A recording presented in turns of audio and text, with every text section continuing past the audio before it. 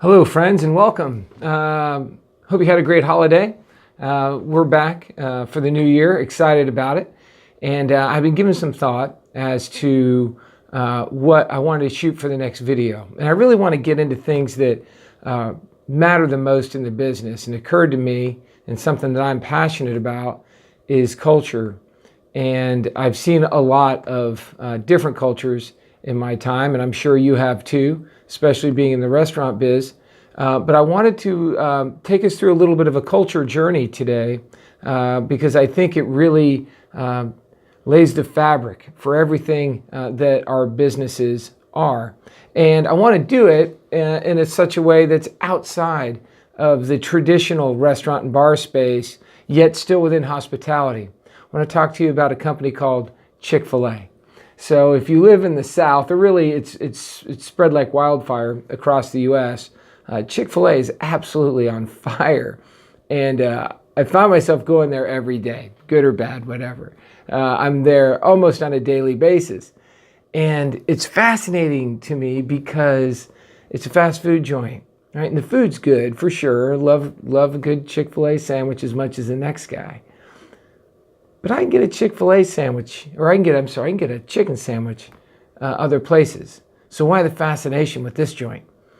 And while I was sitting in line one day, I looked across, and now keep in mind, Chick-fil-A, they've lost their minds, right? It's so busy, there's no time of day where they're not busy. It's just how busy is it going to be? And during lunch and dinner hours, there are double and triple drive-through lines. The place down the street from my house has a traffic cop in the parking lot for lunch. And it's not a small parking lot. So absolutely bananas, right? Okay, so let's get back to it. So I'm sitting in line. There's 15, 20 cars in line waiting for fast food that they're not getting fast. Meanwhile, right there is a fast food joint with nobody in line. Nobody. You can go right there and get your food right now. Yet, people are choosing to sit in line to get this stuff, right? So, I've been thinking about this for a long time. Like, what's the deal?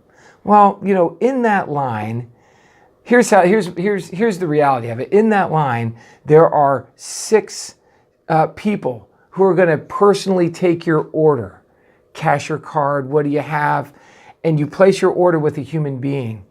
And then you drive around the corner, and then sometimes that person takes your money, and then sometimes when you drive around the corner, there's a dedicated person to take your money. But in these transactions, each one of them, they capture this essence of, it seems like it is absolutely their pleasure to take care of you. And when you get to the drive-through window and some nice person hands you your bag of food and they say, "Have a nice day," they seem to mean it. People are happy. They're authentic.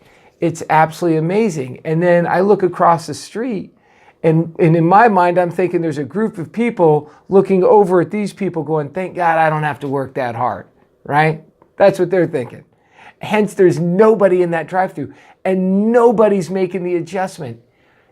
It's almost un-American not to be making this adjustment. I mean, Chick-fil-A is absolutely robbing the fast food industry of its revenue. Now, we got to go a little further with this story because heaven forbid you go inside Chick-fil-A. So let's say you're having a day, as I do sometimes, where you just want a break and you think like going inside a fast food restaurant, you think of as a break. They've cracked the code. So you go in, and again, you're always greeted kindly, always with a smile. People are authentically happy to serve. And they'll get you your drink, but your food may not be ready because, of course, they're busy as all hell. And you're going to go sit down, and then some nice old lady brings me out my food as if it's the most awesome thing in her day. And as I'm eating my food, 5 minutes later, she comes by and takes my tray and asks if she can get me a refill of sweet tea. Look, I'm coming back over and over and over again. And for the longest time, man, I didn't even know why. Now, Chick-fil-A's been around since 1964. I had to take notes. Hang on. No, 1946. Chick-fil-A's been around since 1946. It hasn't always been like this, has it? I mean, I grew up, there was a Chick-fil-A in the mall where I grew up in the 80s. So it's been around, man. There was no massive line at the Chick-fil-A at the mall. So what's happened? Well, culture's happened. That's a long way of saying this is what happens when you really crush culture, and when the culture you create in your business is all about that guest experience and it's differentiated from anything else you can get out there, you win, and you win big. I want to read you a quote that I found because I went and did some research on this. I was like, what changed? Like, what happened with this thing? How did Chick-fil-A take over the world? And this is the quote I found. Now, Truett Cathy is the original founder in 1946. Half the people that now work for Chick-fil-A were hired since his passing. So this culture brand, the way this has taken off, has happened since the founder has departed this earth, right? Sadly, right? And his son's taken over. And this is his son's quote, Dan Cathy. How we can distinguish ourselves, not just with the taste of our menu items, but in terms of really being customer-centric and customer-focused through honor, dignity, and respect. People today are even more starving for that than they are the Chick-fil-A sandwich. And that to me was the aha. That's it. It's not the Chick-fil-A sandwich, even though it's good. It's not the sweet tea, it's not the waffle fries. All of it's good, right? But that doesn't make you sit in line for 8.5 minutes when I could get fast food over here right now. It's how they make you feel. And it's the culture that they create. And it's really, it's a testament to culture. So let's pull this in real quick. What's it mean for us in the bar and restaurant business? Look, all of these same rules apply for this as much as, if not more, than Chick-fil-A. So questions that you may want to ask yourself. Again, I had to take some notes because I wanted to make sure I got this right. This is a little bigger one. Do you have a culture? Can you define it? Does your culture represent your values and your vision for the business, or are those two separate? There's a lot of owners out there that have a vision and what they want, but then there's how the business actually performs, and you got to close the gap. So are you able to cast your vision and, frankly, enforce your vision and fight for the vision and culture that you want for your business? How does your business behave when you're not there? So Truett Cathy passed away a few years ago. Half the people that work for Chick-fil-A now didn't work there when he did. And I can't tell you how active he was in his later years, but look at how the business is performing since his passing. What a powerful statement it is that the culture not only maintained, but improved, that it magnified and amplified and is turning into this amazing experience and incredible business results.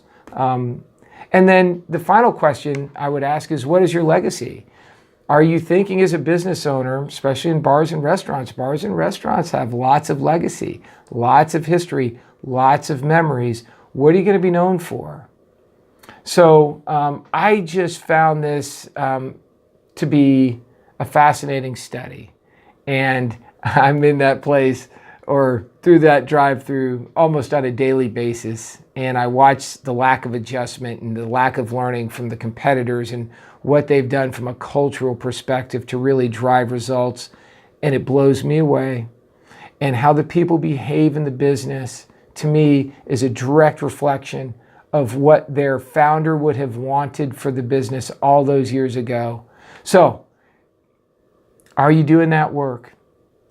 If you need help doing that work, you can reach out to us. That's something that we do. We love culture building, but I don't do sales pitches. We just put this out into the ether to help people and to see where it takes them. So hopefully you found this helpful. If you're watching us on YouTube, if you would subscribe, that's awesome. If you're watching us on the Bar Metrics page, thank you. You can like and follow that, however that stuff works. I'm not always dialed into that.